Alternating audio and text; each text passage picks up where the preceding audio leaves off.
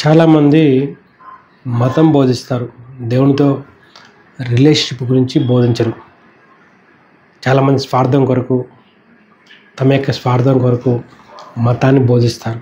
ఎందుకంటే మతం అనేది వాళ్ళకి లాభాన్ని చేకూర్చి పెడుతుంది.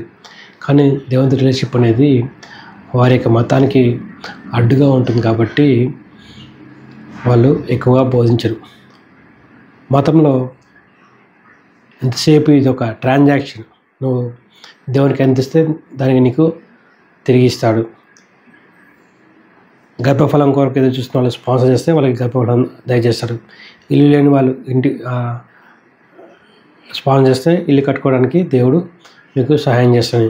ఇట్స్ ఆల్ అబౌట్ నువ్వు ఇస్తే దేవుడు నీకు తిరిగి ఇస్తాడు అనేది మతం బోధిస్తుంది. అందుకే వాక్యం చదవకపోవడం వల్ల జనాలు మోసపోతున్నారు. రోమీయుల పత్రిక 11:35 ముందుగా ఆయనకిచ్చి ప్రతిఫలము పొందగలవాడెవడు? ముందుగా ఆయనకిచ్చి ప్రతిఫలం పొందేవాళ్ళు లేరు అని దానికి అర్థం. కానీ మతం అనేది లేదు, నువ్వు ఇచ్చిన తర్వాత నీకు దేవుడు చాలా తిరిగిస్తాడు.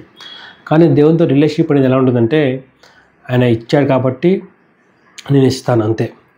నేను ఇచ్చిన దానికి ఆయన ఏది ఇచ్చినా కానీ, ఆయన ఇచ్చినా ఇవ్వకపోయినా కానీ ఆయన నా దేవుడు.